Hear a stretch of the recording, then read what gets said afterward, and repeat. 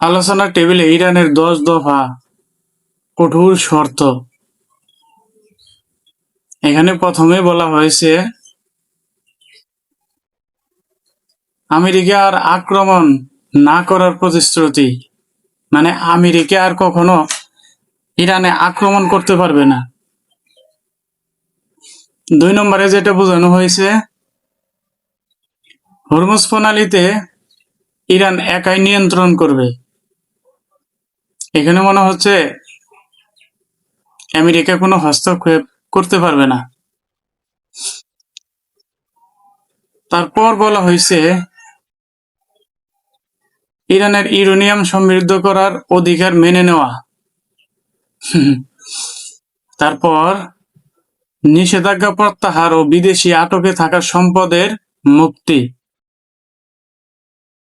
তারপর হচ্ছে জাতিসংঘ নিরাপত্তা পরিষদের সব প্রস্তাব বাতিল করা।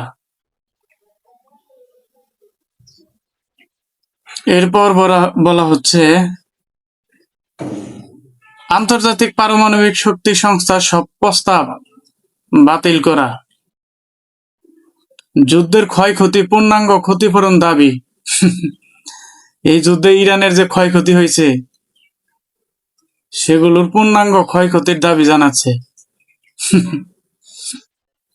তারপর বলা হয়েছে পুরো মধ্যপ্রাচ্য অঞ্চল থেকে মার্কিন সৈন্য প্রত্যাহার করা, যেটা ইরান বারবার চায়।